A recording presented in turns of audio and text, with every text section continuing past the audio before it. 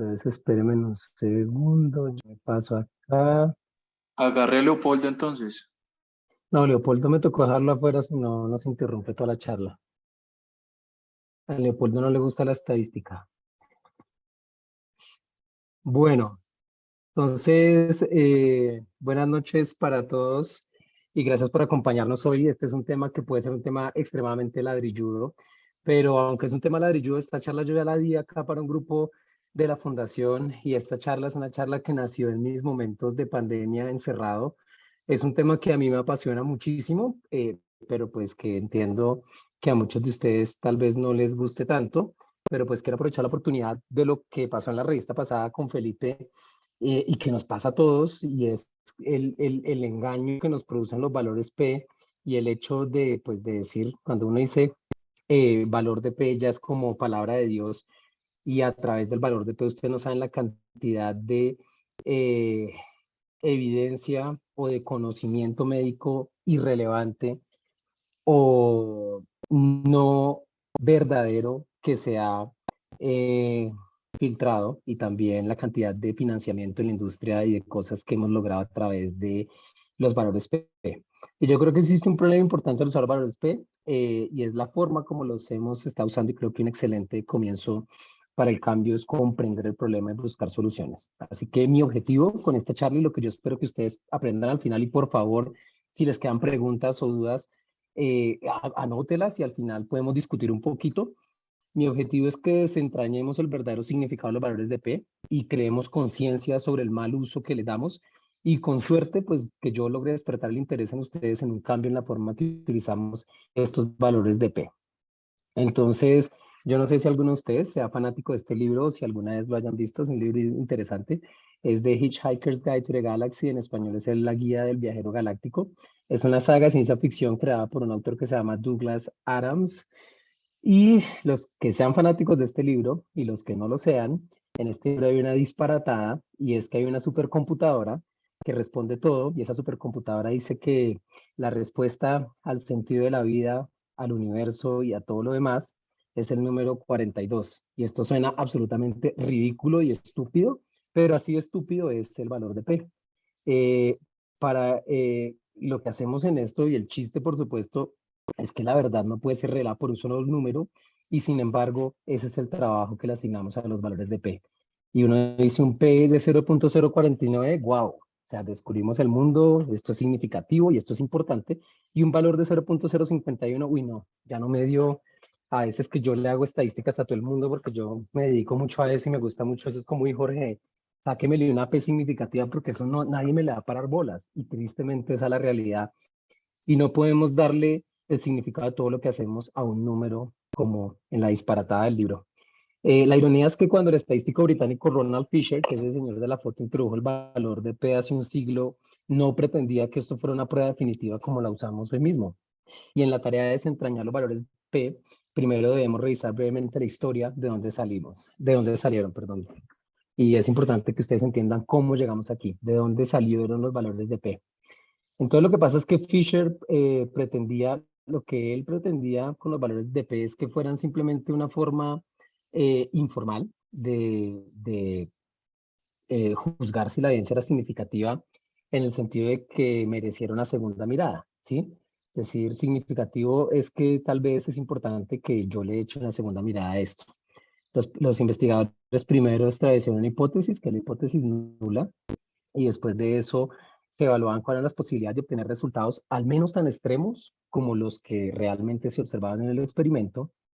Perdón que estoy teniendo ya acá un problema con mis diapositivas. Esperen un segundo.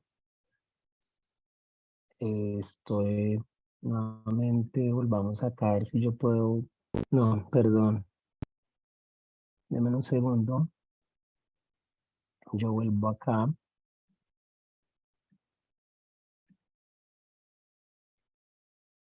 Ok. Share screen. Ahí, ¿listo? ¿Están otra vez viendo las diapositivas? Sí, señor. Ok. Entonces estábamos acá. Entonces los investigadores establecen una hipótesis nula que querían refutar, y a continuación lo que hacen es simplemente como investigador, y es lo que uno hace como investigador, es jugar el papel de abogado al diablo, y suponiendo de que la hipótesis nula fuera cierta, uno calcula las posibilidades de obtener resultados al menos tan extremos como los que uno encuentra, y eso es lo que hace el valor de P. El valor de P simplemente es una probabilidad de haber encontrado esos resultados o al menos tan extremos como esos. No es nada más que eso. Y resulta que a partir de estos resultados, eso fue lo que Fisher propuso como el valor de P y debía utilizar simplemente como una guía numérica aproximada de la fuerza de la evidencia contra la hipótesis nula. No se mencionaron ni tasas de error, ni de rechazo de hipótesis. Estaba destinado simplemente a ser una herramienta probatoria para ser utilizada de manera flexible dentro del contexto, pues, del problema que se estuviera evaluando. Pero pronto se convirtió en un movimiento para hacer que la toma de decisiones basadas en la evidencia fuera lo más rigurosa y objetiva posible. Y este movimiento fue encabezado a finales de los años 20 por los rivales acérrimos de Fisher, que se llaman Neyman y Pearson. Y Neyman y Pearson introdujeron un marco que es alternativo al análisis de datos, que incluía lo que utilizamos hoy en día, que es el poder estadístico, los falsos positivos, los falsos negativos y muchos otros conceptos. Estos tipos, de manera deliberada, yo supongo que por su odio hacia Fisher, omitieron el valor de pie.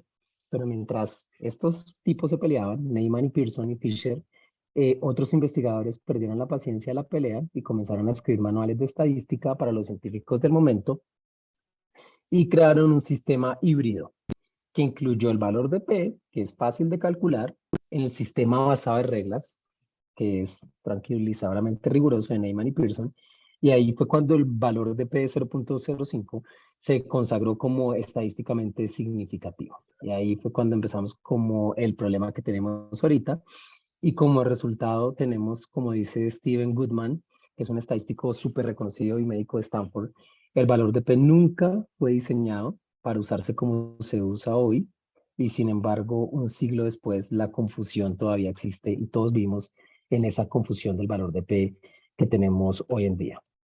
Entonces, la importancia percibida de los valores de P en ortopedia que he ilustrado por este interesante estudio. Yo estoy teniendo un problema con las diapositivas, permítanme un segundo. Ya, sí, es que no estaban pasando. Eh, la significancia estadística, la idea de que los valores de P se utilizan incorrectamente es casi tan antigua como los valores de P en sí mismo. Sin embargo, muchas de las conclusiones científicas publicadas, como ustedes se dan cuenta, y todo el tiempo en la revista lo hacemos, se basan en el concepto de significancia estadística. Todo el tiempo estamos diciendo es significativo o no. Y la mayoría de los lectores, aún aquellos que son muy ocasionales de la investigación científica, saben que para que los resultados se declaren estadísticamente significativos, pues simplemente deben pasar una prueba simple. Y la respuesta a esa prueba se llama valor de P. Y si el valor de P es 0.05 menor de 0.05, bingo, uno obtuvo un resultado significativo y se descubrió la luz. Pero pues, sin embargo, a pesar de eso y a pesar de que el valor de P es de lo posiblemente más ubicuo en la investigación, es al mismo tiempo uno de los conceptos más mal entendidos, más mal interpretados y en ocasiones más mal calculados de toda la investigación biomédica. En una encuesta de residentes de medicina interna publicada en JAMA en el 2007, el 88% de los residentes expresó una confianza aceptable para entender los valores de P, pero solo el 62% del 88% que dijo que sí, que ellos sabían que era el valor de P, solo el 62% pudo responder correctamente una pregunta elemental de interpretación del valor de P. Y la situación en ortopedia pues no es diferente. Yo estoy seguro que si yo midiera esto entre los residentes de ortopedia nuestro, probablemente pase eso. Y alguien más ya lo hizo. Mire, está publicado en el JBJS del 2020 en estos topics in training que son divertidísimos. Si ustedes les gusta leer cosas diferentes, que a veces uno se cansa de leer lo mismo solo ortopedia, el JBJS tiene unas líneas bien interesantes. Una de esas es topics in training. Ellos sacaron este artículo y este artículo es bien interesante. 13 años después del artículo de JAMA, está lejos de ser diferente, mientras que el 81% de los residentes de ortopedia expresó mucha o total confianza en la interpretación de los valores de P, solo el 69% respondió correctamente una pregunta sobre qué son los valores de P. Entonces, fíjense que acá tenemos un problema grandísimo. ¿Y cuál es el problema grandísimo? Que utilizamos una cosa todo el tiempo para decir si algo es significativo o no, pero ni tenemos idea qué significa eso y si eso es real o no. Entonces, ¿cuál es el verdadero problema con los valores P y la significancia estadística? Es la dependencia excesiva de los valores de P y las pruebas de significación en la estadística para definir hallazgos que son importantes y definirlos como estadísticamente significativos. Y esto conduce a que la interpretación de la investigación sea errónea en algunas ocasiones, como por ejemplo en el metaanálisis que hablamos el miércoles en la revista. Es una interpretación errónea simplemente porque la P era menor de 0.05.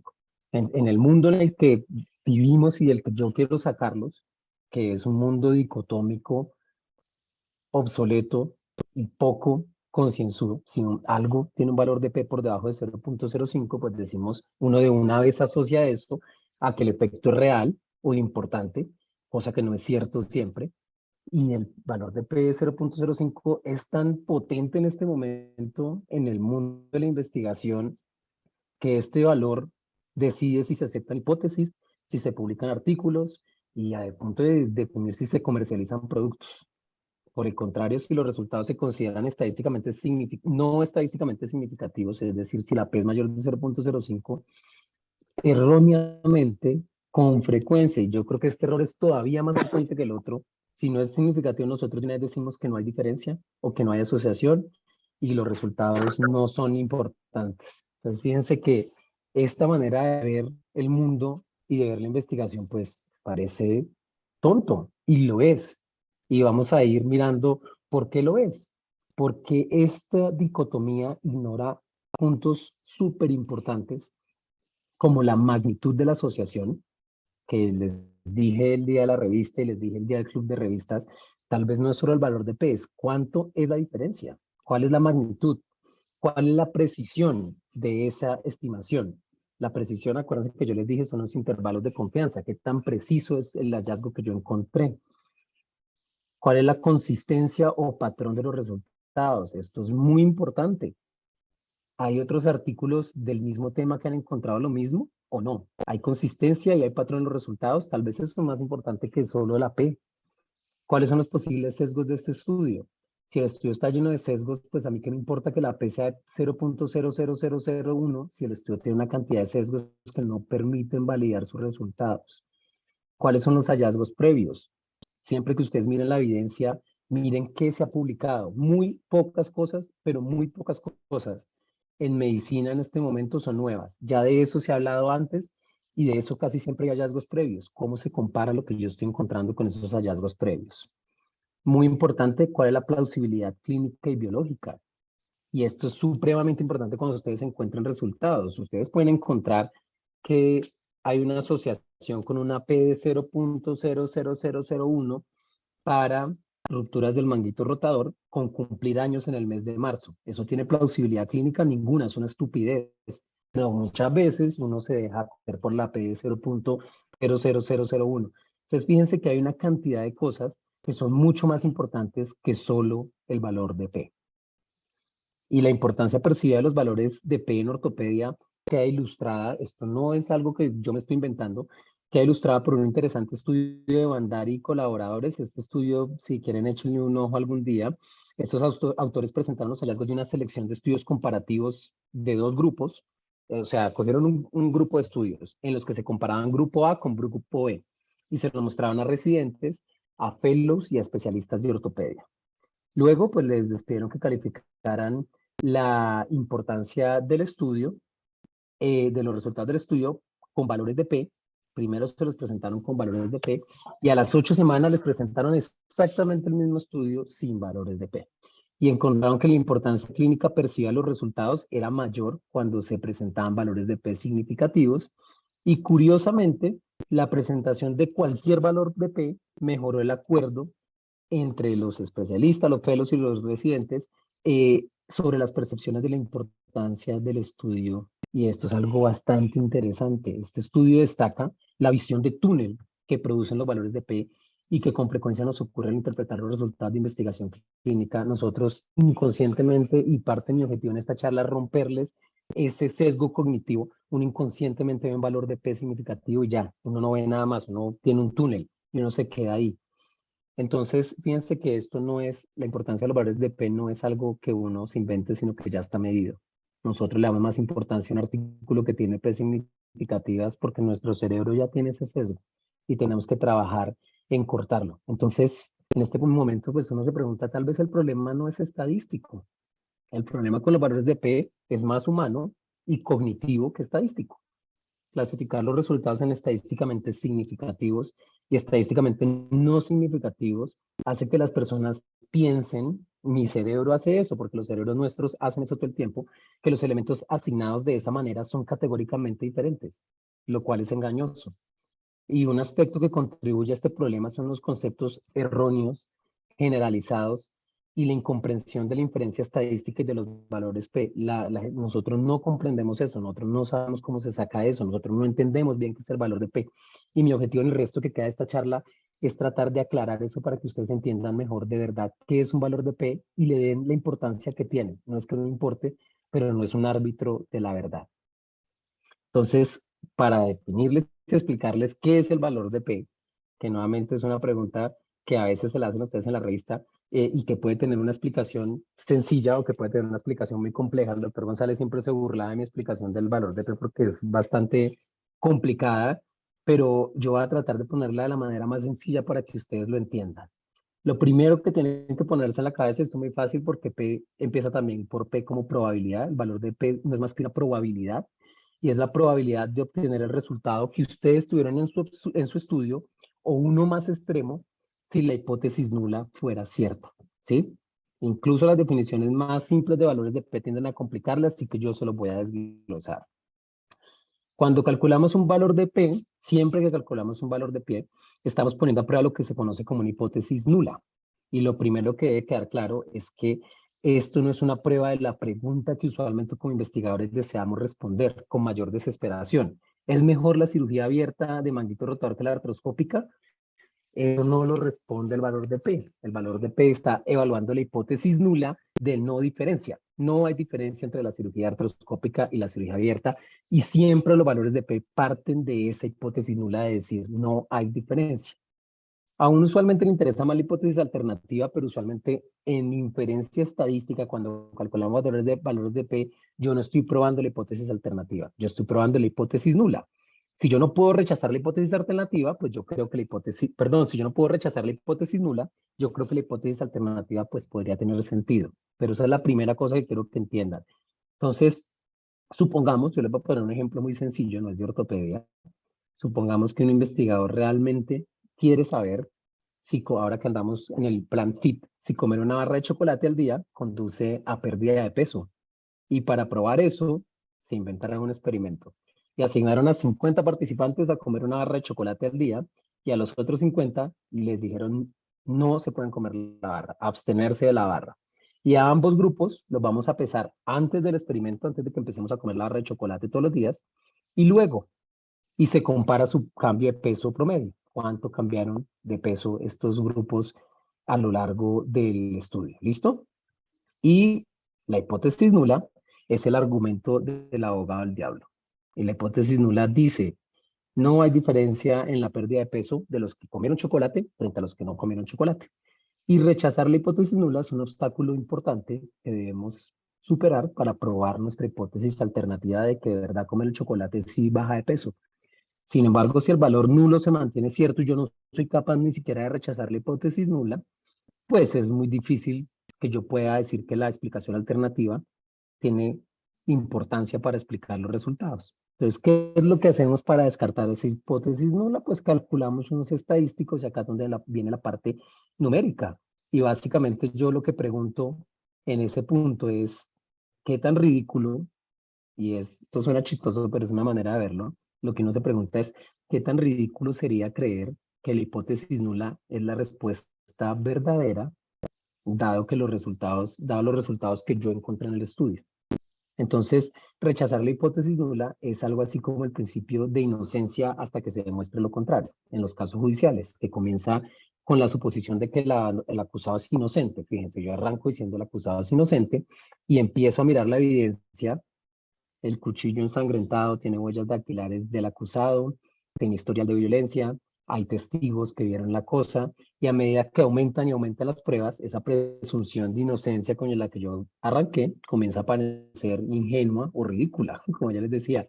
Y en cierto momento, los miembros del jurado tienen la sensación, más allá de toda la duda razonable, de que el acusado no es inocente. La prueba de hipótesis nula sigue una lógica muy similar a esta. Si hay diferencias en el peso enormes y consistentes entre los que se comieron la barra de chocolate y los que no, pues la hipótesis nula de que no hay diferencia entre el peso comienza a parecer una tontería y ridícula, y yo la puedo rechazar. Yo digo, yo puedo rechazar mi hipótesis nula con tranquilidad porque ese cuento de que no hay diferencia, pues no parece ser cierto. Entonces, miren que lo que uno hace cuando uno calcula el valor de P, sencillamente es calcular esa probabilidad. ¿Qué probabilidad es? ¿Qué tan ridículo sería de creer que la hipótesis nula es la respuesta verdadera, dado los resultados que encontramos? Eso es todo lo que hace el valor de P.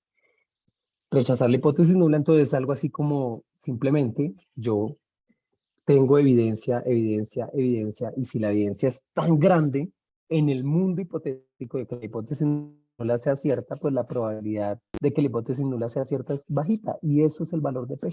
No es nada más que eso, la probabilidad de que yo haya encontrado ese resultado o uno mayor en el mundo en el que la hipótesis nula fuera cierta. No es nada más. No, y ustedes se preguntarán en este momento, esta no es una forma bastante indirecta de demostrar que un experimento funcionó, porque fíjense que yo no estoy demostrando que la barra de chocolate, que los que comen chocolate de verdad bajan de peso, yo simplemente estoy diciendo con lo que yo encontré y asumiendo que no hubiera diferencia, la probabilidad de eso que yo encontré es tanto en el mundo de que no hubiera diferencia. Pues sí, pero así se hace, esto es evidencia indirecta, esto no dice nada si una conclusión científica es correcta, simplemente me ayuda a entender cuán raros o cuán improbables son esos resultados, y ahí es donde va, por ejemplo, el punto, lo que dice el doctor Mead, del azar, ¿sí?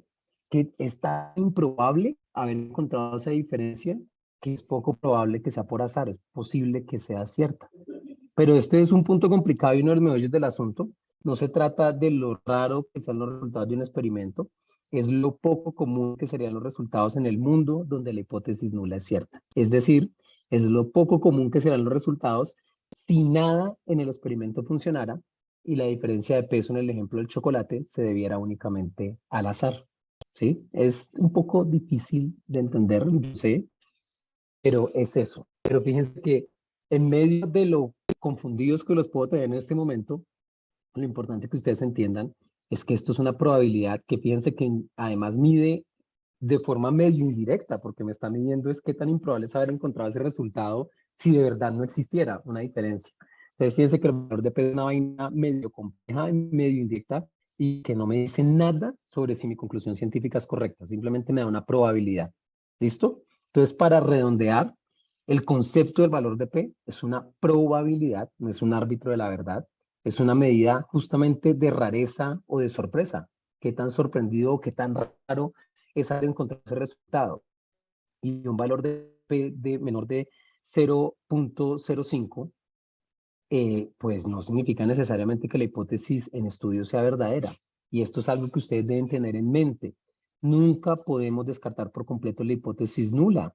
Al igual que los jurados no son testigos de primera mano de un crimen y nunca pueden estar completamente seguros de que la persona es culpable. Por casualidad, es posible obtener una muestra, por pura casualidad, que produzca un valor de P muy pequeñito, aunque la hipótesis nula sea cierta. El azar siempre nos puede dar sorpresas. Y permítame, yo les ilustro esto con un ejemplo, porque a veces no es fácil entender esto. Si yo lanzo 5 dados al tiempo, estamos jugando, 5 dados los lanzamos al tiempo, la probabilidad de sacar uno en todos los dados es bien bajita. La probabilidad de sacar uno en todos los dados calculada es 0.00013.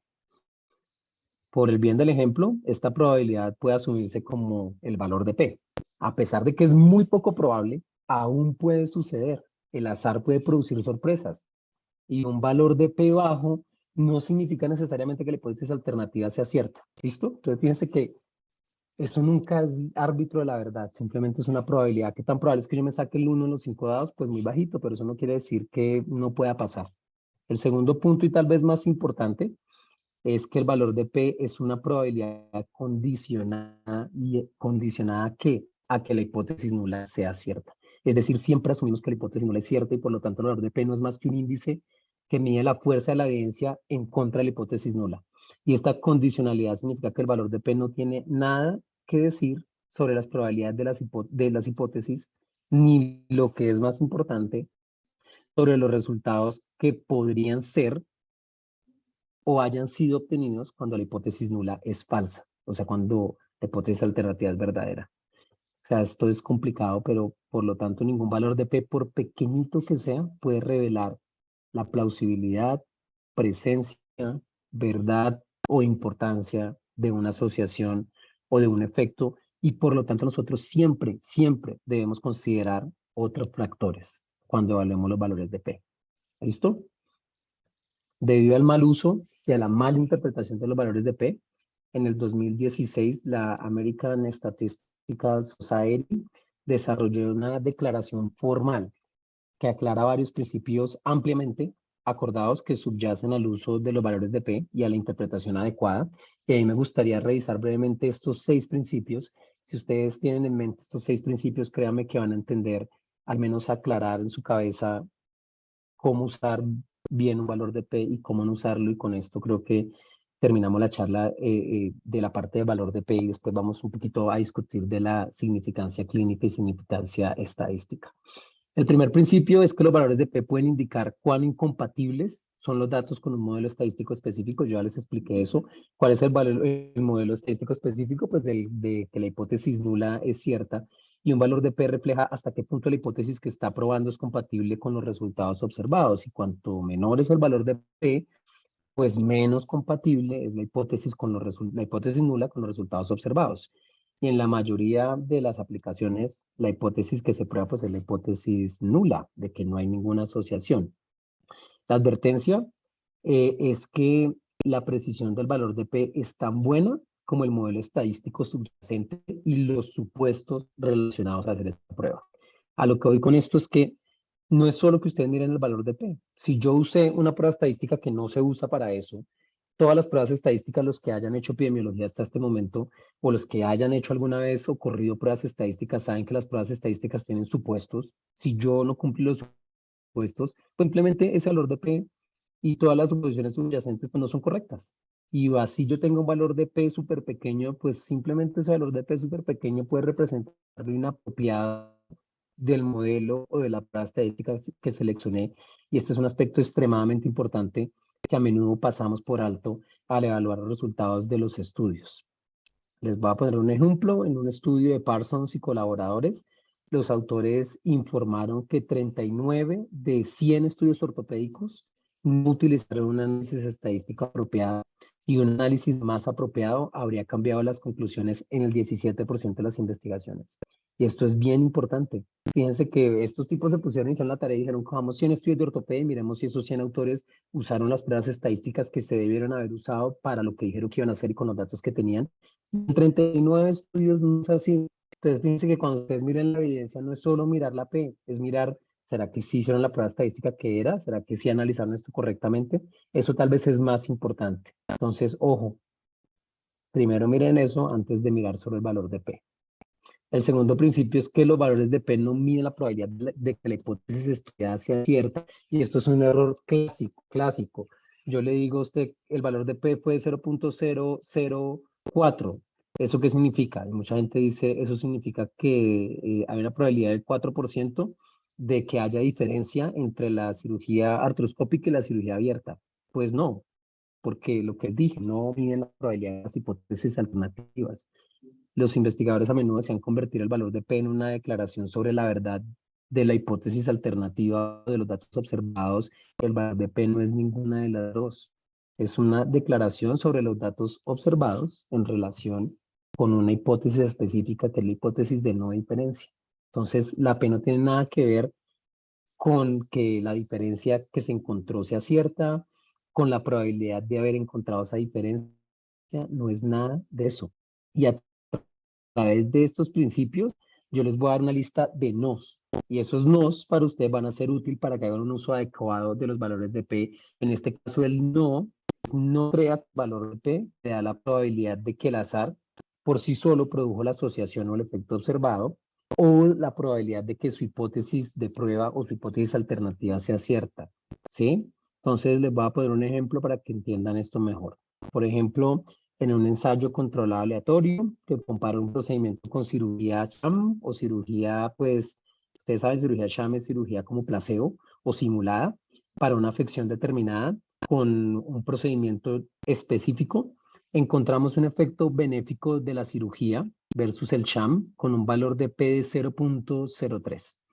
Muchas personas, y es lo que es destacarlo, usted no lo haga, dicen que esto significa que existe una probabilidad del 3% de que el efecto observado de que la cirugía era mejor, perdón, que el sham, sea el resultado del azar solamente. Pero la realidad es que este valor de P no nos dice nada de la probabilidad de que el azar haya producido ese efecto, ni nada sobre la verdad de ese efecto. La justificación científica de por qué la cirugía en ese caso resultó en una tasa de no unión menor que el sham, pues la justifican los hallazgos clínicos, la técnica quirúrgica, no el valor de P. No decir, pues es lo poco común que serán los resultados. En realidad, ese 3%, ¿qué significa el valor de P de 0.03? Es lo poco común, o sea, 3%, que serían los resultados, o sea, esa diferencia, si en realidad las dos intervenciones fueran idénticas. Y la diferencia, pues, se debiera únicamente al azar. Eso es lo que es el valor de P en este caso. Es lo poco común, ahí sería 3%, de encontrar esa diferencia si las dos intervenciones en ese mundo hipotético de las pruebas de hipótesis fueran idénticas. Y cualquier diferencia entre ellas solo fuera debida al azar. Eso es lo que significa. Entonces, el tercer principio es el uso de puntos de corte para el valor de P. Y este es un punto gravísimo. El P de 0.05 es arbitrario. Yo no sé si muchos de ustedes lo sabían, pero es un punto arbitrario que hemos decidido aceptar como un punto que usamos todos, pero este punto, como es arbitrario, no lo puede usar para justificar la importancia científica de un hallazgo, y mucho menos que conduzca a la toma de decisiones. Por tanto, el no de este principio es no base sus conclusiones únicamente en si encontró que una asociación o un efecto es estadísticamente significativo. Por ejemplo, entonces, si yo hiciera eso, y miren lo estúpido que suena esto, entonces yo voy a recomendar un tratamiento con valor de P 0.04, pero no lo recomiendo cuando el valor de P es 0.06.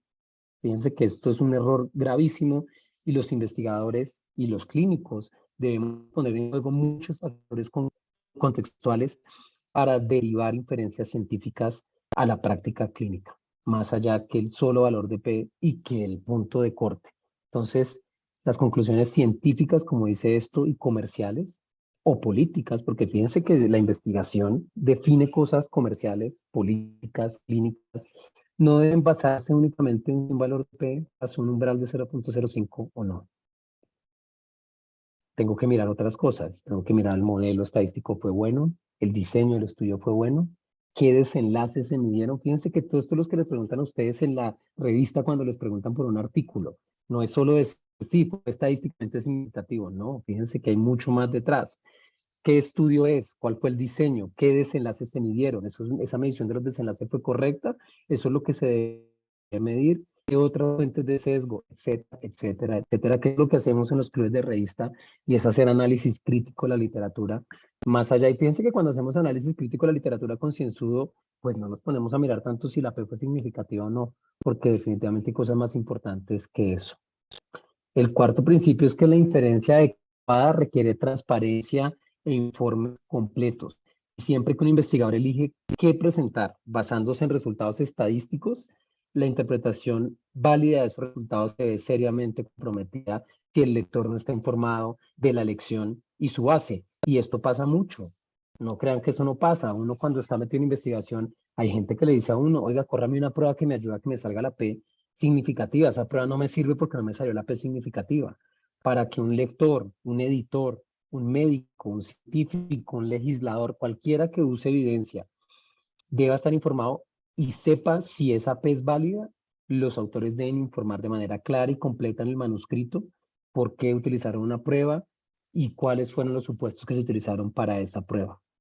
Entonces, el no de este principio es no informe los valores de P y los análisis relacionados de forma selectiva, solo presentando las P's que son significativas.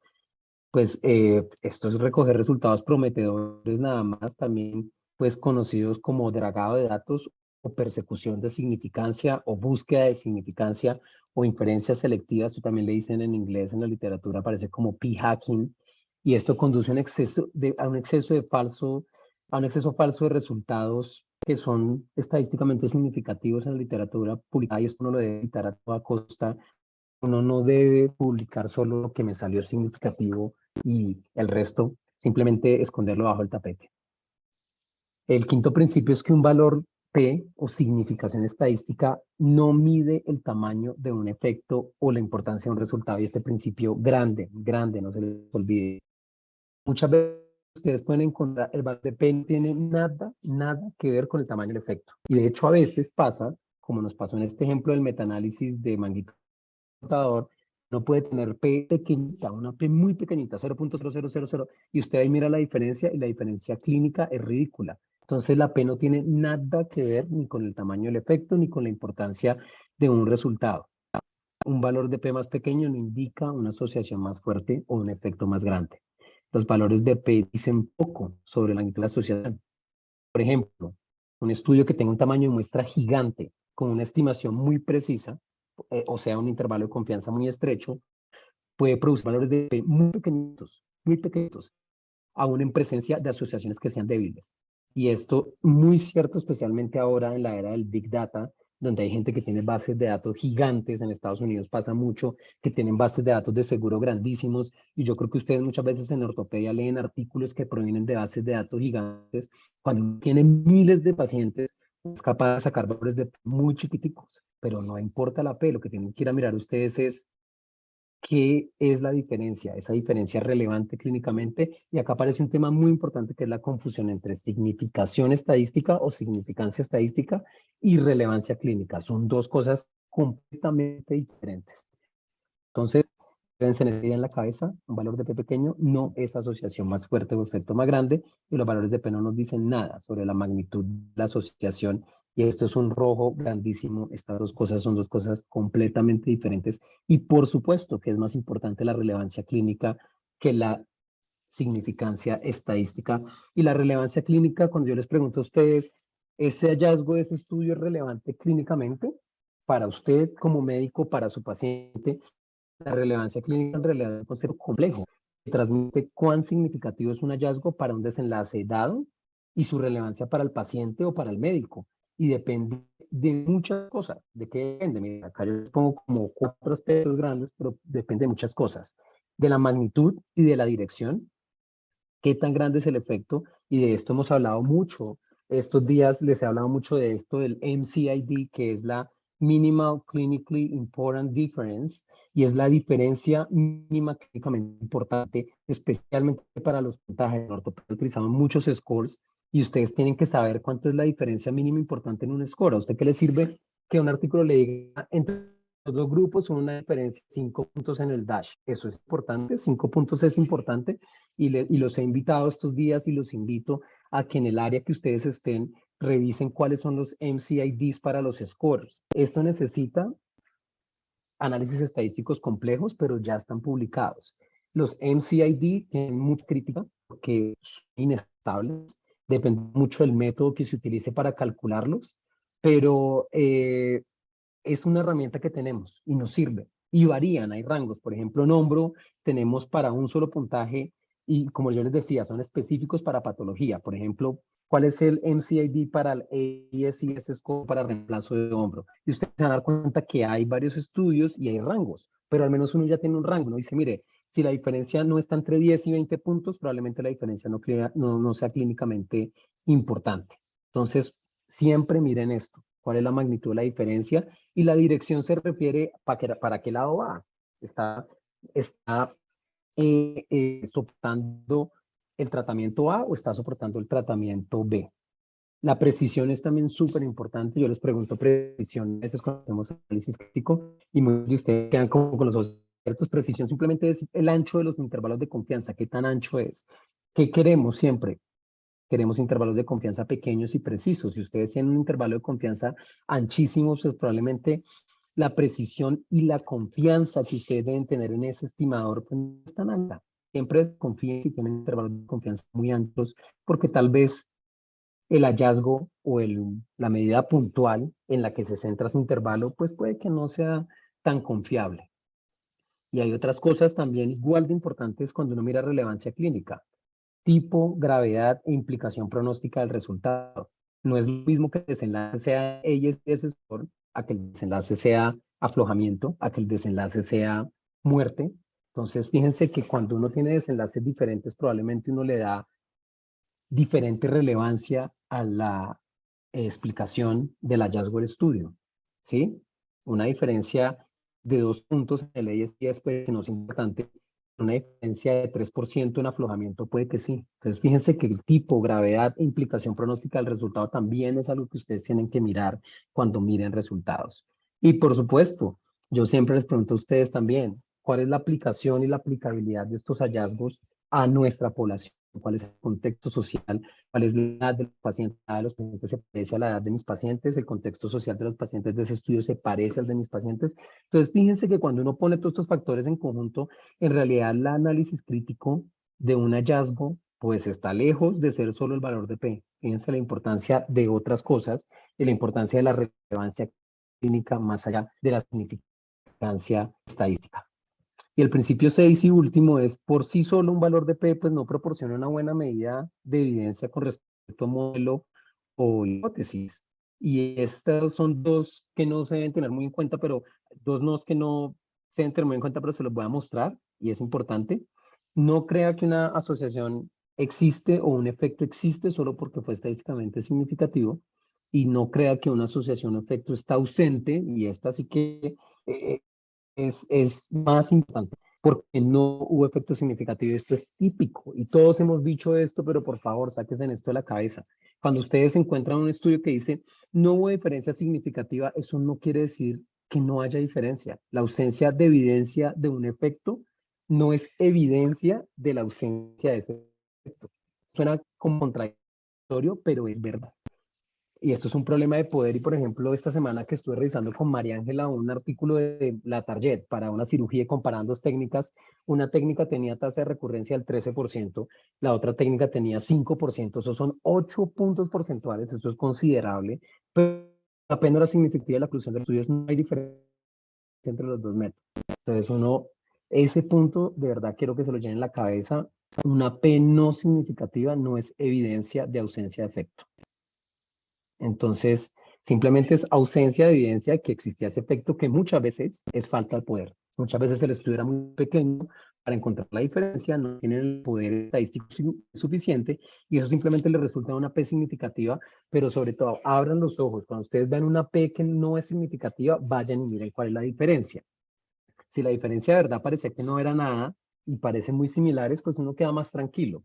Pero si ustedes no tienen una P significativa y van y miran la diferencia y la diferencia era grande, pues probablemente uno dice, probablemente no es que no haya diferencia, o no sabemos, al menos no sabemos, pero no podemos decir con claridad, y la evidencia ortopédica está llena de esto, de artículos diciendo que no hay diferencias entre dos cosas solo porque la P no fue significativa, y ojo con eso porque eso es un error grave. ¿Listo? Entonces, sí, en el momento hemos hablado mucho sobre lo que no se debe hacer. Saber qué no hacer con los valores de P es realmente necesario, pero pues yo creo que no es suficiente. Es como si los estadísticos estuvieran pidiendo a los usuarios de la estadística que arrancaran las vigas y cimientos que sostienen el edificio de la investigación científica que tenemos hasta el momento, sino ofrecer materiales de construcción sólidos para reemplazarlos. Yo no les puedo decir a ustedes, bueno, no, ya no los usen, y entonces ahora ustedes cómo analizan todo. Definitivamente necesitamos más, y necesitamos más de saber, si no vamos a hacer esto, ¿qué hacemos? Y cómo nos podemos mover a un mundo más allá del P menor a 0.05 que nos ha facilitado tanto la vida, pero pues definitivamente el mundo no es tan simple como ese valor. Y la inferencia estadística en el siglo XXI suena como un mundo que está aprendiendo a aventurarse más allá del P menor a 0.05. O sea, yo creo que esto ya es old fashion, ya tenemos que dejar esto a un lado. Y el mundo más allá del P 0.05 es un mundo donde los investigadores son libres de tratar el P de 0.051 y 0.049 como si no fueran categóricamente diferentes. He dicho esto 3 o 4 veces, pero es que es ridículo. Piensen ustedes en esto y es ridículo que la gente considere estas dos cosas categóricamente diferentes. Un mundo donde los autores ya no sean obligados a publicar selectivamente sus resultados basados en un solo número mágico. Y es impresionante, yo que he trabajado mucho en investigación, es impresionante cómo la gente se decepciona o se frustra si un trabajo no tiene una P menor de 0.05 y es ridículo ver eso en realidad en la investigación, es triste. Y en este mundo hipotético, donde los estudios con P menor de 0.05 y los estudios con P mayor de 0.05 no están automáticamente en conflicto. Y cuando no están automáticamente en conflicto, los investigadores verán que sus resultados se replican más fácilmente. Muchas veces ustedes en las discusiones ven eso. Un artículo encontró esto y en la discusión dicen, nuestros resultados están completamente al contrario de tales autores que encontraron una diferencia no significativa, y uno ahí mira los números y dice, venga, pero las diferencias parecían muy similares, solo que ese tuvo una P mayor a 0.05 y este no. Y eso pasa, los invito a que ahora que ustedes son más conscientes de eso, miren y verán que no se da cuenta que este tipo de cosas pasan, pero lo mejor de este mundo, más allá de la P menor de 0.05, es que los investigadores tengan la libertad de comunicar todos sus hallazgos en toda su gloriosa incertidumbre, porque el mundo de la investigación y el mundo médico, nosotros nos movemos en incertidumbre, sabiendo que mi trabajo debe ser juzgado por la calidad y por la comunicación efectiva de la ciencia que yo le puse ese trabajo y no por los valores de P, que tristemente pasa en este momento. Y muchos de nosotros lo hemos hecho leyendo sobre los abstracts. Ah, no, no hubo diferencias significativas, ese artículo no me aporta. Pues, sin embargo, pues para llegar a eso es difícil, ¿no? Y debemos comenzar con lo último, y lo último que yo quisiera que pasara, y es muy difícil, de hecho a mí me pasa, yo todavía lo digo porque es que es muy complicado tratar uno de abstraerse de algo en lo que se mueve el mundo científico todavía, pero al menos una utopía es que no digamos estadísticamente significativo. Eh, ¿Por qué? Porque yo siento que los resultados se consideran menos importantes si uno dice que no es estadísticamente significativo. Y por ese motivo, a pesar de que yo creo que lo debemos hacer, uno a veces, yo cuando estoy escribiendo manuscrito, siento que si yo no escribo eso, mi resultado va a ser menos importante. Y de hecho, yo lo he tratado de hacer y cuando mi autor principal, uno de mis mentores lo revisaba, me decía, Jorge, tenemos que escribir esto porque nos lo van a pedir durante el proceso de revisión de manuscrito. Entonces, en realidad es muy difícil zafarse de esto. Sin embargo, actualmente hay movimientos grandes en la estadística y en la investigación que recomiendan dejar de usar el término estadísticamente significativo por completo. Y tampoco deberían sobrevivir variantes como significativamente diferente o P menor de 0.05 o no significativo, ya sea expresadas en palabras, con asteriscos o de alguna otra manera. Independientemente de si esto alguna vez fue útil, una declaración de significancia estadística hoy en día, viéndolo desde esta perspectiva conceptual, no tiene sentido. ¿Por qué? Porque estas declaraciones de significativo o no significativo no son informativas y ciertamente, y lo hemos visto y ustedes lo han vivido, pueden engañar a los lectores. El problema no es simplemente el uso de la palabra significativo, aunque los significados estadísticos y en el lenguaje ordinario de la palabra están irremediablemente confundidos. De hecho, el término debería evitarse solo por esa razón. El problema es mayor.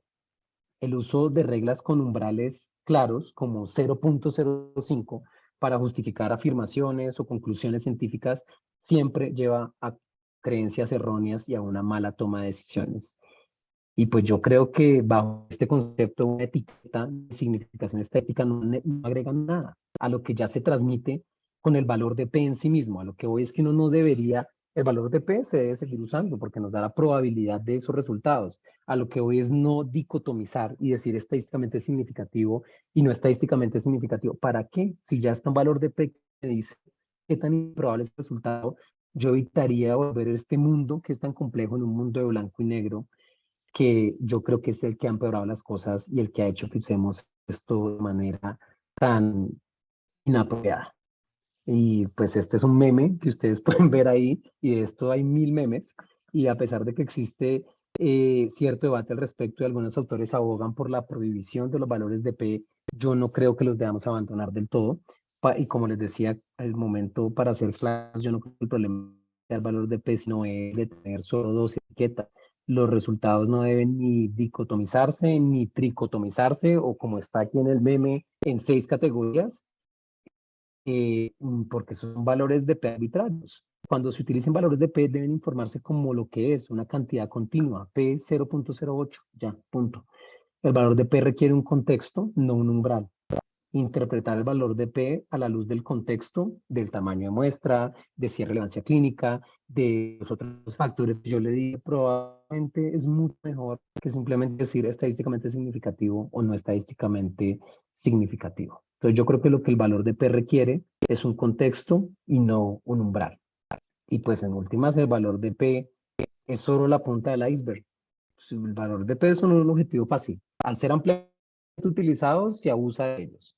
Y discutir del valor de P es como sentarse en un solo error ortográfico en lugar de en la redacción defectuosa de toda una oración. Es como si yo me pusiera a mirar, ahí le falta la tilde a la A, pero está todo mal escrito. Hay muchas etapas en el diseño y análisis de un estudio exitoso. Y ustedes pueden ver, mire, el último de los pasos es el cálculo de una estadística diferencial como un valor de P y la aplicación de una regla de decisión, como por ejemplo decir P mayor de 0.05. Pero en la práctica, las decisiones que se toman antes de calcular el valor de P tienen un impacto mucho mayor en los resultados, y es todo lo que está en la base del iceberg que ustedes ven ahí. Desde el diseño experimental, desde cómo recolectamos los datos, de si los datos crudos son buenos, si limpiamos los datos bien, el análisis, si el modelo estadístico lo escogí bien. Fíjense que hay una cantidad de cosas, y como yo les decía antes, yo puedo, escogiendo un modelo estadístico, manipular los datos y decir, uy, ese modelo no me dio una P significativa, voy a correrlo de otra manera. Eh, entonces, fíjense que en la base del iceberg hay mayores problemas que solo mirar el valor de P. Los estadísticos y las personas a las que enseñan y con las que colaboran, y las personas que hacemos esto, como yo, y que estoy acá comunicándole a ustedes esto, pues debemos dejar de discutir sobre esos valores de P únicamente y evitar que el resto del iceberg hunda toda la ciencia que hacemos. Hay mucho por hacer, no hay una solución mágica que reemplace majestuosamente el papel descomunal que tiene el valor de P en este momento, pero las recomendaciones para pasar a un mundo más allá de un valor de P menor a 0.05 se resumen en esta frase que es ATOM en inglés, que es uncertainty. Yo creo que nosotros debemos aceptar incertidumbre y aceptar que nadie tiene la respuesta última. En medicina es muy difícil que nosotros tengamos evidencia que es verídica y palabra de Dios. Nosotros tenemos que aceptar la incertidumbre, be thoughtful, nosotros tenemos que ser detallistas y tenemos que mirar todo lo que yo les dije en el contexto clínico. Open, uno tiene que ser abierto y transparente, como yo les dije. Yo tengo que mostrarle a mis lectores por qué escogí ese modelo estadístico, por qué hice esa prueba. Y lo más importante, pues, yo creo que tenemos que ser modestos. En medicina tenemos que dejar de decir que lo que yo hago es la verdad porque hice una prueba estadística nada más y me dio una prueba significativa. Entonces ya lo que yo hago es significativamente mejor que lo que se hacía antes. Entonces esto es lo que tiene que hacer todo el mundo ahora. Yo creo que nosotros tenemos que ser más honestos en comunicar nuestros resultados porque están llenos de incertidumbre. Aceptar la incertidumbre es importante. La incertidumbre existe en todas partes en la investigación y debemos aprender a aceptarla y a vivir con ella. Y la variación en los efectos es frecuente en medicina, muy frecuente. Yo puedo tener un efecto poblacional en un experimento clínico, y ese efecto puede que no sea el mismo en un paciente único. Y una forma natural de aceptar la incertidumbre en nuestro pensamiento es acompañar cada estimación puntual en nuestra investigación con una medida de su incertidumbre, como el error estándar o un intervalo de confianza. De hecho, un autor bien conocido en epidemiología que se llama Greenland sugiere que una forma práctica de hacerlo es cambiar el nombre de los intervalos de confianza como intervalos de compatibilidad e interpretarlos de una manera que evite el exceso de confianza. Esto nuevamente es modestia. Decir intervalo de confianza es como si estuviéramos confiados en que ese es el resultado, y de hecho es como al revés. Tenemos imprecisión, y este autor dice, deben llamarse intervalos de compatibilidad. Específicamente, él recomienda que escribamos las implicaciones prácticas de todos los valores dentro del intervalo, especialmente pues la estimación puntual, pero también sus límites. La interpretación de la estimación puntual, reconociendo su incertidumbre, le impide a uno que uno haga declaraciones falsas, por ejemplo, de que no hay diferencias. Uno a veces tiene estimación puntual, parece que no hay diferencia, pero el intervalo de confianza se cruza al lado de que podría haber diferencia. Entonces, fíjense que uno también tiene que mirar toda la impresión que tenía esto y mirar estos intervalos de compatibilidad o confianza, como uno los quiera llamar, para tratar de entender todos los posibles valores que podrían haber de los resultados de un experimento.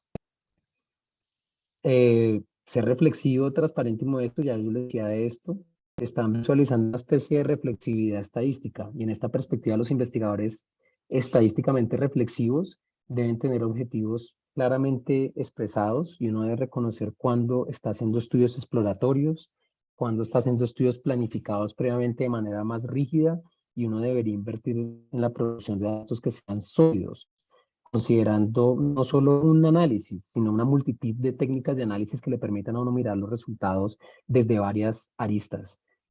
También la transparencia desde la adopción de prácticas que sean positivas en el desarrollo y en la presentación de los trabajos de investigación. Por ejemplo, yo les decía, se ha abierto en el informe de los valores de común continuo. No diga simplemente estadísticamente significativo o no estadísticamente significativo. Y también seamos modestos todos al comprender y expresar las limitaciones de nuestros trabajos de investigación. Uno tiene que ser modesto al reconocer que no existe un único y verdadero modelo estadístico o una única y verdadera verdad acerca de un problema en medicina y en ortopedia. Los valores de P, los intervalos de confianza y todas esas medidas estadísticas son inciertas y tratarlos de otra manera sería un exceso de confianza inmodesto de nuestra parte. Si ustedes están interesados en una lista más detallada de estrategias para lograr cada uno de estos puntos, les recomiendo este artículo. Es un artículo interesantísimo, es largo, pero lo pueden leer de a pedazos y es chévere, le ayuda a entender todo este tipo de cosas que yo les estoy tratando de mostrar. Las prácticas editoriales, educativas y otras, pues también tendrán que cambiar. Los residentes, los especialistas, los editores de la revista, los revisores, todos debemos ser educados sobre los principios de ASA que yo les presenté aquí y sus implicaciones. Y una mejor educación en estadística es un comienzo y eso es lo que yo estoy haciendo esta noche con ustedes y ojalá pudiéramos hacerlo muchas veces porque yo creo que este es el comienzo para que todos cambiemos nuestra cabeza en la forma en la que vemos esto. ¿Por qué es tan difícil eliminar el uso de los valores de P como árbitro de la verdad? Y a mí me encantan estas dos respuestas que da Goodman y me gustaría leerlas en este momento para ustedes. Dice, la explicación básica no es ni filosófica ni científica, sino sociológica. Todos los usamos. Y eso hay muchas cosas que hacemos que tienen problemas que no son filosóficos ni científicos, son sociológicos. Ya es algo que todos los usamos. Y es la misma razón por la que podemos usar el dinero.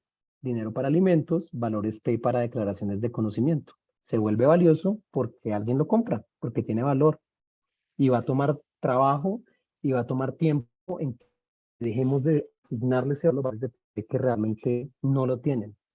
Mis reflexiones finales para ustedes es que ningún índice debe sustituir su razonamiento científico. O sea, no dejen que una mente inteligente como la de ustedes simplemente dicotomice toda esta complejidad en si es estadísticamente significativo o no. O sea, por favor, miren más allá de la significación estadística, aunque esto dificultaría la ciencia, podría ayudar a evitar falsos positivos, afirmaciones exageradas que escuchamos todo el tiempo y efectos pasados por alto que también escuchamos todo el tiempo. Muchas gracias y espero que haya sido interesante y entretenido para ustedes. Puedo tomar alguna pregunta. Si tienen alguna pregunta, no sé, Andrés. No, señor, no hay preguntas por el chat. De todos modos, aprovecho, por ejemplo, muchas de las veces cuando hacemos el análisis, estamos migrando a la diferencia mínima clínicamente significativa. Y esto muchas veces, por ejemplo, cuando uno usa por ejemplo, una diferencia clínicamente mínimamente clínica significativa, por ejemplo, una escala visual análoga, se basa en algo que es netamente subjetivo y como yo tengo un valor de P que es algo objetivo y que es algo, pues, que nos bota la estadística, ¿cómo lo podría reemplazar? ¿Cómo lo puedo negar cuando tengo otro razonamiento que es subjetivo? Mm, no sé si le entiendo bien la pregunta. Su pregunta es puntualmente cómo hace uno para lidiar si el VAS o una escala visual análoga o cualquier otra escala que es subjetiva del paciente lucha con un número que es objetivo, que es el valor de P. No entendí bien la pregunta, Andrés. Sí, pues básicamente, para hacerla de otra manera, yo tengo algo que es estadísticamente significativo, que no me muestra una Sí. diferencia estadísticamente significativa, y por otro lado tengo pues estoy evaluando, digamos, una escala visual análoga, y en esa, Ujú. pues, no hay diferencia clínicamente significativa, pero ahí estamos usando que es algo que es netamente subjetivo. Entonces estoy poniendo el valor de P que me lo bota la estadística, me lo mete los números, a luchar como entre comillas con algo que puede ser subjetivo y cómo puede Ya, interpretar esos datos o cómo puede llevar esos datos a tener como con muchas comillas, realidad verdadera. ya le entendí. No, en realidad no luchan. O sea, esas dos cosas no están luchando.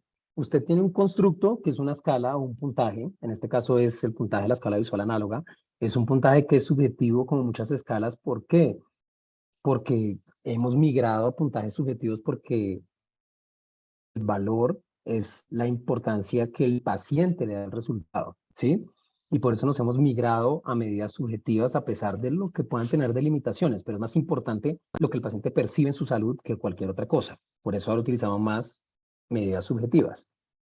Esa medida y esa escala ha sido validada probablemente para medir lo que yo creo que está midiendo, a pesar de que sea subjetiva, y es válida. O sea, esta escala en este caso es válida para medir el dolor.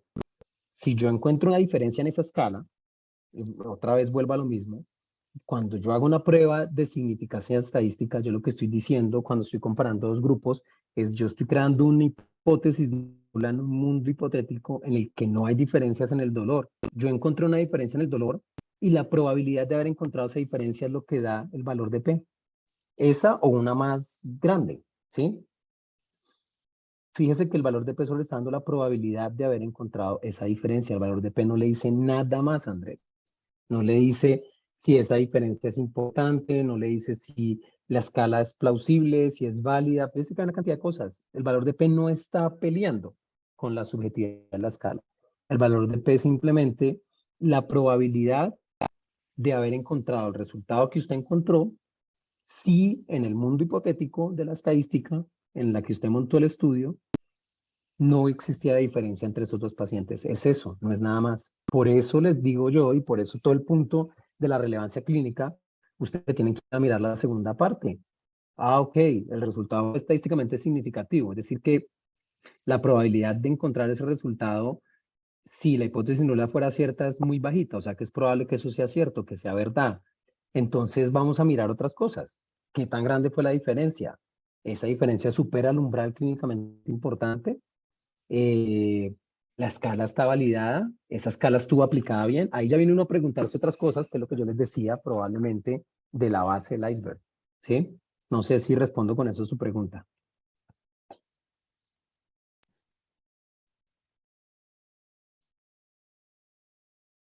Está muted, Lo dejaste Andrés. mudo. Está Dani, es que está como ¿Qué, Jorge? entrecortado. Sí, Ole, parece que sí. No tiene sí, ya. no tiene buena conexión, Andrés. Sí, ¿tú tienes Oye, una pregunta? sí, Jorge, es que usualmente los diseños que vemos nosotros en ortopedia valoran una intervención y buscamos la diferencia si la hay o no la hay en un tratamiento. Ya, Sí. ya nos bajaste del pedestal la P, o sea, ya soy otro hoy. Un día antes o sea, hoy partiste mi historia con el valor de la P. ¿Ya?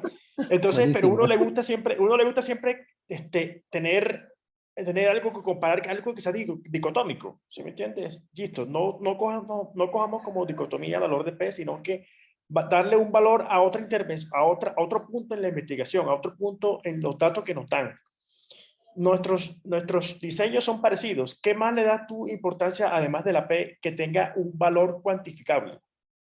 Sí, no, Dani, yo creo que, como yo te decía, hay gente muy extremista en esto que dice que la P se debería quitar. Yo no creo que uno deba quitar la P, porque la P de todas maneras es un número objetivo que te está dando una probabilidad de demostrar que tus resultados pues pueden ser reales, ¿sí? Y que la diferencia que tú encontraste probablemente no es debida a diferencia solo del azar.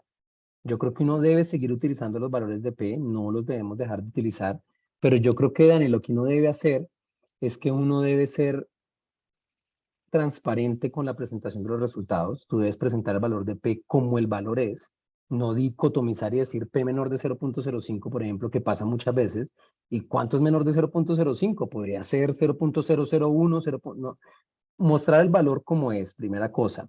Y segunda cosa, lo que yo te decía es contextualizar al lector y a la persona que lee tus resultados más allá de la significancia estadística.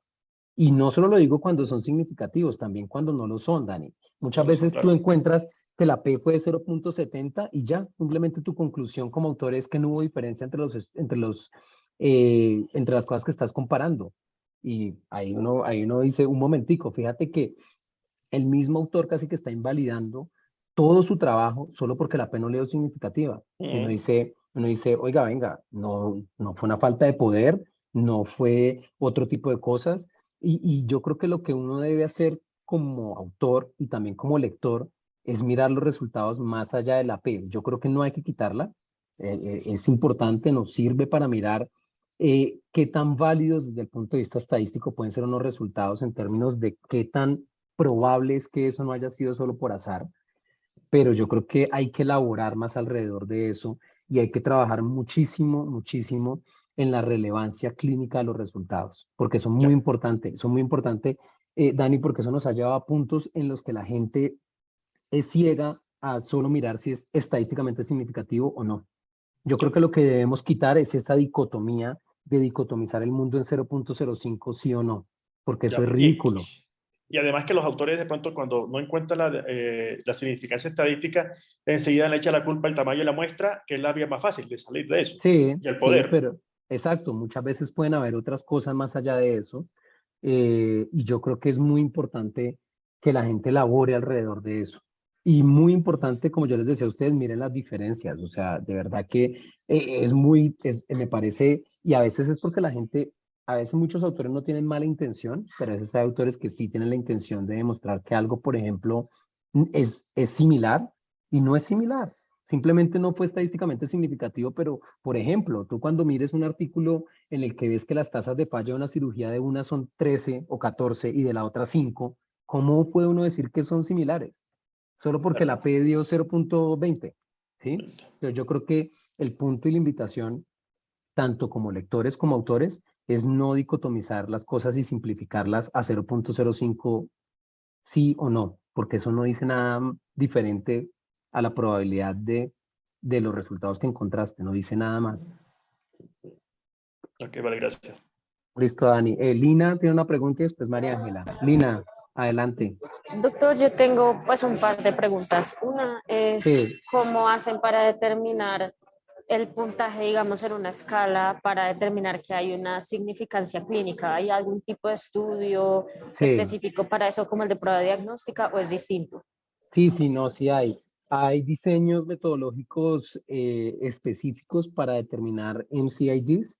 Por eso te decía que son inestables porque depende mucho de la población que uno escoja y del tipo de estudio que uno escoja para hacerlo. Los más utilizados son métodos de anclaje. Uno puede coger la escala que uno quiere mirar y utilizar otra escala de anclaje. Por ejemplo, si yo tengo el ASES, el ACES, que es una escala numérica, yo cojo los números y después en el anclaje, yo miro, por ejemplo, el anclaje puede ser una pregunta que le pregunta al paciente en 4 categorías, usted está mejor, igual, peor o mucho peor que antes de la cirugía. Y yo con esos anclajes puedo categorizar y escoger los puntos de corte para yo saber cuánto es el punto de corte o el número que hace que los pacientes cambien de categoría. ¿Sí? Esos hay muchos métodos estadísticos. Hay otros métodos estadísticos que utilizan solo distribución. Yo podría utilizar la distribución de la variable y a través de métodos de distribución, basados en distribución, escoger los puntos de corte para decidir cuánto podría yo considerar que cambia que es el cambio mínimo clínicamente significativo. Entonces yo cojo los puntajes de antes de la cirugía, los puntajes de después y hago distribuciones y miro con las distribuciones. Entonces en eso hay varios métodos, Lina, hay artículos de eso. Si tú estás interesada, yo te puedo pasar algunos artículos para que tú leas cómo se calculan los MCIDs. Es bastante controvertido, es un tema discutido, pero como yo les digo, yo creo que es más útil que no tener nada. Y probablemente si uno tiene varios estudios, pues uno puede utilizar rangos. Este estudio encontró que es 10 puntos, este estudio encontró que es 15, entonces uno ya tiene al menos un rango en el que uno puede tener una idea de cuánto puntaje es el mínimo importante para un paciente y por lo tanto el mínimo que yo esperaría para que dos tratamientos se consideren que son diferentes. Ah, listo. Gracias, doctor. Sí, sí, sí, Vale. después le escribo para lo de los artículos. Bueno, ¿y tienes otra pregunta o esa era? No era esa, que si había algún modelo específico y que cómo se hacía. Eran esas dos dudas. Listo, listo. María Ángela, ¿cuál es tu pregunta? Doctor, mi pregunta es, si bien el tamaño de la muestra tiene un efecto en la P, al igual que en el poder, muchas veces hay artículos que no reportan el poder que tiene pues esa muestra. Uno, ¿cómo puede saber que si no reportan el poder o cómo puede, otra forma de saber si ese tamaño de muestra es suficiente como para dar una relevancia? O sea, uno obviamente subjetivamente puede saber que la prevalencia de algo es más o menos y que por algo dar un tamaño de muestra X o Y, pero ¿cómo más podría saber uno como que ese tamaño de muestra realmente va a Es dar como un insuficiente. resultado? Sí. No sé si me hice entender. Sí te entendí. En realidad, esto les debe preocupar a ustedes especialmente cuando ustedes encuentren que no hubo diferencias estadísticamente significativas. ¿Por qué? Porque el poder es la capacidad que tiene un estudio para detectar una diferencia. O sea que cuando el estudio me dice que no detectó la diferencia y que no hay diferencias entre los dos métodos, yo empiezo a preocuparme por el poder y por supuesto que el tamaño de la muestra influye notoriamente sobre el poder que tiene el estudio para detectar diferencias. El tamaño de la muestra y el poder del estudio con frecuencia en los estudios de ortopedia, que son estudios retrospectivos, no está en ninguna parte calculado y no está en ninguna parte explícito. Entonces es difícil para uno poder confiar en esos resultados de no diferencias estadísticamente significativas. Entonces muchas veces lo que le toca a uno en esos casos es básicamente intuir a partir del tamaño de la muestra. ¿Y cómo puede uno intuir? Por ejemplo, si la diferencia entre los dos grupos que uno esperaría que es clínicamente significativa son 10 puntos, usualmente encontrar una diferencia de 10 puntos con precisión y con poder, uno no lo va a hacer con 10 pacientes en cada grupo, ¿sí? O sea, eso ya tú lo sabes. Entonces, eso es por intuición muchas veces. 30 pacientes en un grupo y 20 pacientes en otro grupo no te van a dar el poder con precisión para tú decir que hay diferencias claras o que no las hay en una escala en la que la diferencia que es importante pueden ser 10 puntos, ¿sí? Entonces yo creo que muchas veces eso no está explícito, tú nunca lo vas a encontrar, pero por ejemplo en este artículo que yo te decía, si tú ves que una técnica duplica la otra en porcentaje de fallas y la P no es significativa, en ese caso tú no puedes decir, es que ni siquiera así tuvieras el poder del estudio, tú no puedes decir que las técnicas son similares. Tú puedes decir simplemente que no tuviste o que no fuiste capaz de detectar una diferencia entre los dos grupos, pero la diferencia posiblemente exista.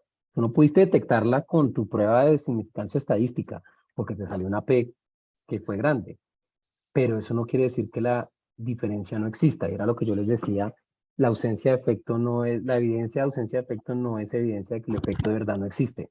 O sea, son dos cosas diferentes. Si tú encuentras una P que no es significativa, tú no puedes decir, excepto que el estudio haya sido diseñado, y que es rarísimo, que son como los estudios, los experimentos clínicos de equivalencia y de no inferioridad, usualmente tú no puedes decir que no, que las intervenciones son similares, no puedes. Y usualmente lo que tienes que hacer es empezar a desconfiar de esos resultados si por ningún lado hay un cálculo del tamaño de la muestra. Y más importante y muy frecuente en la ortopedia, si los tamaños de la muestra son tan chiquitos como los que tenemos siempre. 10 pacientes de un lado contra 12 de otro, 15 contra 20, 20 contra 20. Eso usualmente es un problema de poder y tú ya empiezas a sospechar de ese problema, ¿listo? Entonces, en realidad es un problema del que debes sospechar cuando no encuentren diferencias significativas y sobre todo cuando los autores expresen que, que las intervenciones son similares por eso, porque eso no se puede decir, eso es una exageración, decir que dos intervenciones son similares solo porque la P fue no significativa, especialmente cuando los números netos no se parecen. ¿Listo? O sea que para tu pregunta es un poco frustrante. Uno quisiera que los estudios hubieran hecho a priori cálculos de tamaño de muestra y poderes, y ahí es donde voy con la transparencia en la comunicación de los resultados, pero no pasa. No pasa y esa información con frecuencia no la tenemos. Bueno, entonces pues simplemente es como intuición de uno cuando uno vea ese tipo de cosas, de desconfiar de esos resultados y no simplemente pues repetir como una lora lo mismo que dice la conclusión del estudio. No sé si respondí tu pregunta, ¿sí? Más o menos claro. Sí, sí, doctor. Muchas gracias. Listo. ¿Quién más tiene preguntas? ¿Alguna otra pregunta? ¿Alguien más? ¿Nada más? Entonces dejamos por ahí.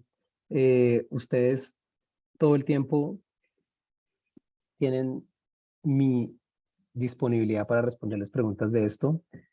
Cuando quieran acercarse a mí, cuando quieran leer más de esto, o si quieren que volvamos a hablar de esto en un tiempo. Esto no es fácil de entender. Este es este tipo de cosas que son triquis, que uno como que cree que la entiende y después vuelve y se confunde. Pero pues siempre acérquense, pregúntenme y podemos hablar un poquito más de eso. Cuando tengan un estudio y tengan preguntas específicas acerca del valor de la P o algo así, podemos tratar de consolidar mejor esto que charlamos esta noche. Entonces, pues si no es más, dejamos acá y una feliz noche para todos. Vale, gracias, Jorge. Un abrazo. Chao, chao. Hasta luego. Bueno. Chao, chao. Doctor, muchísimas gracias. Doctor, Vale, muchas listo, gracias. listo. Bueno, chao, chao. Gracias, doctor.